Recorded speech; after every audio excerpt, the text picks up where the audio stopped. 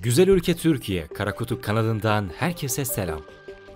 Türkiye, Rusya Federasyonu'ndan almayı planladığı S-400 hava savunma füzeleriyle dünyanın gündeminde. ABD'nin çok sert tepki verdiği bir olay bu. Öncelikle şunu belirtelim, bazıları hala S-400'ü saldırı füzesi sanıyor. S-400 hava savunma füzesidir, savunma amaçlıdır.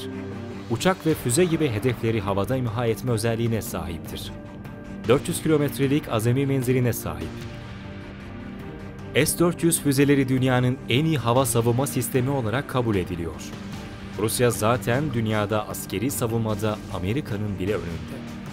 Ruslar savunmaya çok büyük önem veriyor. Patriot, Amerikan hava savunma sistemlerinden daha iyidir S-400'ler. Türk ordusu hava gücünde dünyanın en güçlü 5-6 büyük filosundan birine sahip. Fakat saldırı gücünüz, savunmanız yoksa anlamsızlaşabiliyor. Hava savunma bir evin çatısı gibidir. Türkiye şu an maalesef çatısız durumda.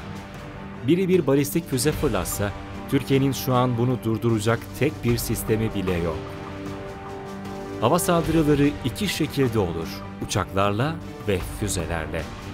Uçakları kendi uçaklarınıza düşürebilirsiniz. Fakat füzeleri düşürmek çok daha zor bir iştir. Bunu füzelerin menziline göre alçak, orta ve yüksek irtifa hava savunma sistemleriyle yapabilirsiniz. Türkiye alçak ve orta irtifa yerli hava savunma sistemleri de üretiyor. Henüz bu alanlarda yeniyiz. Türkiye acilen bu sistemleri edinmek zorunda. Çok büyük bir risk altındayız. Fakat ortada ciddi bir sıkıntı daha var. ABD Türkiye'nin hava savunmayı Rusya'dan almasına şiddetle karşı çıkıyor. Birkaç yıl önce Almanya, Hollanda gibi ülkeler Türkiye'deki Patriot bataryalarını geri çekip Türkiye'yi saldırıya açık hale getirdi.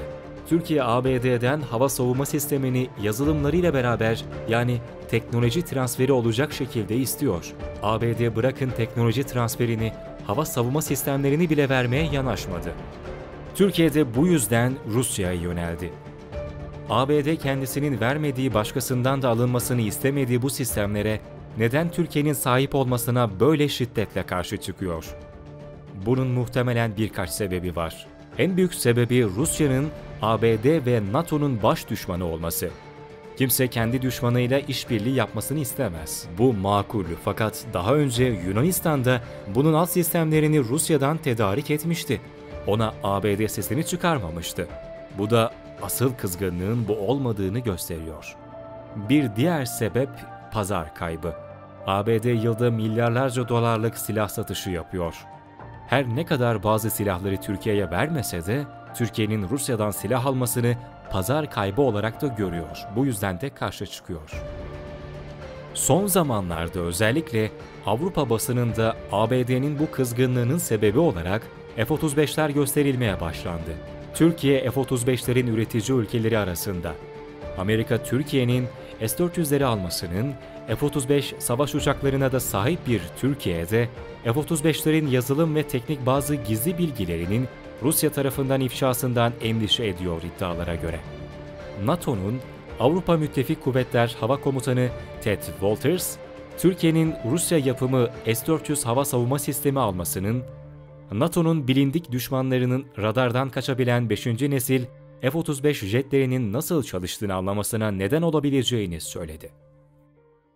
S-400'lerle F-35'lerin yakın bir alanda çalışmasının F-35'in gizli bilgileri ortaya çıkacağı iddialarını bazı uzmanlar saçma buluyor. Bunlar çok teknik, mühendislik, uzmanlık isteyen konular. Şu an kimse bunları açığa kavuşturabilmiş değil. Rus askeri uzmanlar, Türkiye'nin S-400 almasının F-35'lerin teknik bilgilerini ifşa etmesine kesinlikle yol açmayacağını söylüyor. Çünkü Türkiye'nin kendi uçağını S-400'lerle düşürecek hali yok ya. Bu yüzden böyle bir teoride saçmadır diyor Rus uzmanlar. Zaten ABD bunu gerekçe gösterip S-400 alan Türkiye'ye F-35'leri vermemek için yasa tasarısı çıkardı. Şu an Türkiye'ye F-35 verilmesi askıya alınmış durumda. Bir rapor yayımlanacak, ondan sonra nihai karar verilecek. NATO yetkilileri S-400'lerin NATO silahlarıyla entegre edilmesinin imkansız olduğunu iddia ediyor olsa da, daha önce Doğu Avrupa ülkelerinden Slovakya, Yunanistan ve Kuzey Kıbrıs Rum kesimi S-300'leri NATO ile uyumlu hale getirmeyi başarmıştı. Tabii ki bu çok karmaşık olacaktır ve bu entegrasyon kolay olmayacaktır. Fakat imkansız da değildir. Bu da çürütüldüğüne göre Amerika'nın Türkiye'nin bu silaha kavuşmamasının arkasında gizli bir sebep mi var sorusu akıllara geliyor. Amerika daha önce de Türkiye'nin Çin'le hava savunma sistemi almasına sert tepki göstermiş. Hatta bu anlaşma bu yüzden midir bilinmez, iptal edilmişti. Amerika gerçekten de Türkiye için hayat memat meselesi olan bu sistemlere erişmesini istemiyor gibi. Kendisi de vermiyor. Kimi komplocular bunu tek bir çıkarıma getiriyor. Amerika'nın ileride Türkiye'ye işgal planı mı var? Bir NATO ülkesi olan Türkiye'ye Amerika bir gün kuralları bozup saldırır mı? Buna kimse cevap veremez ama Amerika'nın sağlam müttefik olmadığı da yaşanan acı tecrübelerden belli.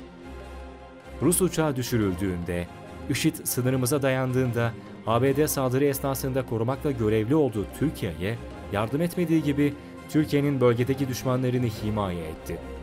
Şu günlerde Avrupa ve ABD basınında ürkütücü bir furya başladı. Türkiye NATO'dan çıksın. Bu konuda ciddi makaleler yazılıyor. Türkiye'yi NATO'dan çıkarmak demek bir gün Türkiye'ye Suriye ve Irak'ta olduğu gibi saldırmanın önü açılacaktır.